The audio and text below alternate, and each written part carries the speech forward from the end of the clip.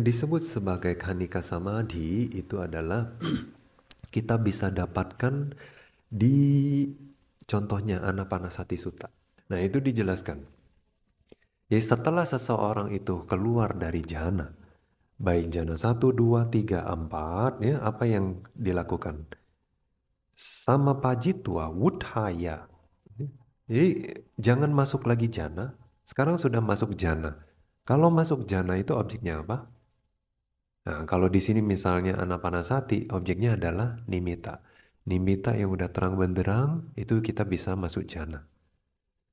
Nah, jadi kalau namanya keluar jhana, artinya udah jangan dipikiran lagi objek ini. Kita harus ngambil objek yang lain.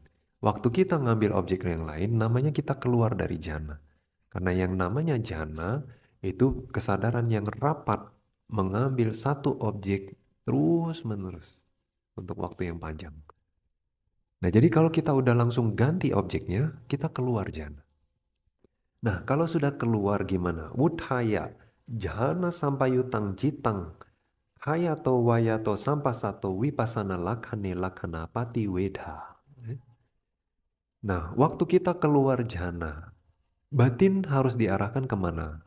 Kalau kita mau langsung latih wipasana dengan jhana tadi, artinya keluar jhana, terus kita melihat jhana sampayuta dhamma.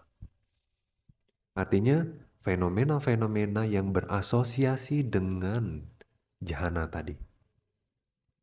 Nah, kalau kita belajar Abhidhamma, kita tahu yang disebut sebagai jhana itu apa?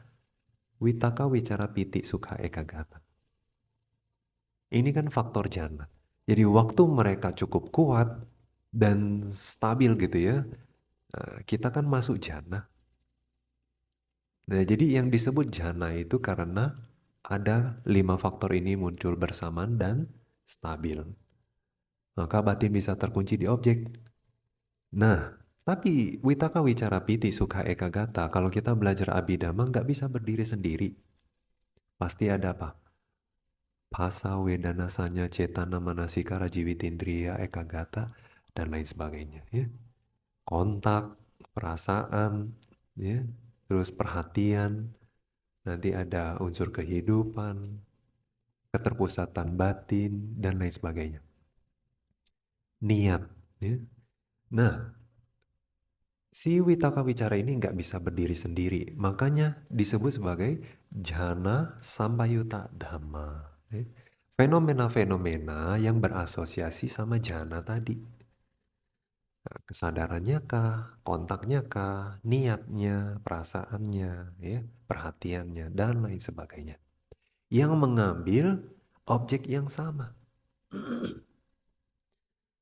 Kalau di jhana 1, total ada 34 fenomena batin. Nah, nanti 34 itu apa saja kita bahas belakangan ya. Tapi di sini kita mau tahu, oh, kalau orang pakai jhana untuk berwipasana tuh begini caranya. Keluar dari jhana sama, yang dia lihat itu fenomena-fenomena batin yang berasosiasi sama jhana di pintu batin lihatnya ya. Lihatnya di pintu batin. Sama kayak waktu mereka cek jhana faktor tuh. Witaka, wicara, piti, sukha, ekagata. Dia lihat semua di pintu batin. Nah, tapi sekarang yang dilihat apa? Misalnya, witaka, wicara, piti, sukha, ekagata. Witaka dia lihat, oh, waktu witaka mengambil objek ternyata dia enggak gini, diem gitu. Enggak. Ternyata witaka waktu ngambil anapana nimitta sebagai objek itu kayak mesin jahit gitu ya. Kalau kalian tahu mesin jahit, gimana sih dia ngejahit? Jarum tusuk, naik, tusuk, naik, tusuk, naik, tusuk gitu ya. Nah, ini kayak zzzz. Oh, berarti witaka ini nggak permanen ya.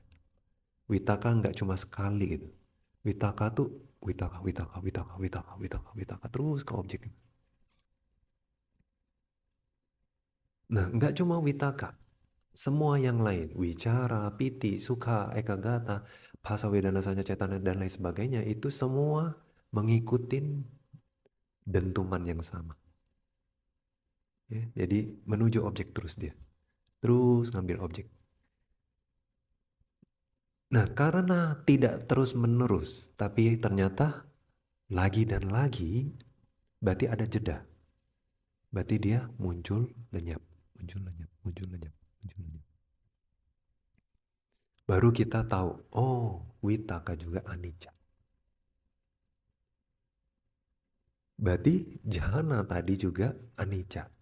Kalau kita fokus di depan, kita nggak tahu. Kerasanya kayak kekunci aja terus di objek. Kita nggak tahu muncul lenyap. Tapi waktu kita cek di pintu batin, kita berasa Witaka muncul lenyap. Cepat sekali. Nah, jadi sekarang caranya gitu bagi mereka yang punya jhana, terus jhananya mau di wipasanain nih.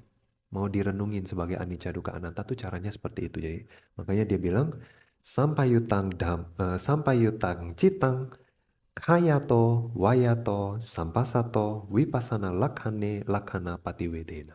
Ya. Jadi kelenyapannya, kemunculannya kita lihat, terus kita baru bisa renungkan sebagai anicca. Nah, karena selalu dirongrong, ya dihantui oleh kemunculan dan kelenyapan itu ya nggak bisa bertahan gitu. Dia duka, nggak bisa memberikan kepuasan yang permanen. Terus karena di situ nggak ada siapa-siapa, ya, cuma ya itu fenomena-fenomena batin yang memiliki tugasnya masing-masing menuju objek. Jadi di situ nggak ada saya, nggak ada aku, anatta. Ya. Anicca dukkha anatta terlihatlah. Nah begitu bagi mereka yang pakai jhana berwipasana. Nah terus gimana? Pati wedhena upajati kanika citeka gata. Baru waktu itu yang disebut sebagai kanika samadhi itu muncul. Berarti konsentrasi yang momen per momen. Betul dong. Karena yang kita lihat kan Witaka Wicara itu muncul lenyap.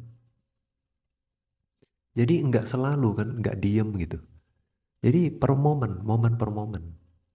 Kadang kita ngelihat Witaka, kita renungin anicca, dukkha, anatta. Setiap kali keluar perenungan itu kan sebetulnya bentuk-bentuk pikiran juga ya enggak? Tapi konsentrasinya ngambil sembarang objek gak? Enggak. Semua hanya perihal berwipasana. Kita lihat Witaka, kita lihat muncul lenyap, anicca. Terus dukkha, anatta. Nah, nanti wicara gimana? Wicara juga gitu, anicca, dukkha, anatta. Piti juga anicca, dukkha, anatta. Nah, jadi objek kita kan ganti-ganti toh. Nah, karena objeknya ganti-ganti, tapi setiap kali ngelihat itu kan pakai samadhi. Kalau nggak pakai samadhi, coba lihat di sini ada apa? Nggak ada apa-apa tuh. Gelap gulita. Eh, Jadi ngelihat itu sendiri, untuk bisa ngelihat kemunculan dan kelenyapannya juga butuh samadhi. Tapi samadhinya karena objeknya berubah terus dan ganti-ganti, maka disebutlah itu samadhi yang momen per momen. Kanika. Ya. Nah di sini sih pakai istilah kanika cite kagata, keterpusatan batin yang per momen gitu.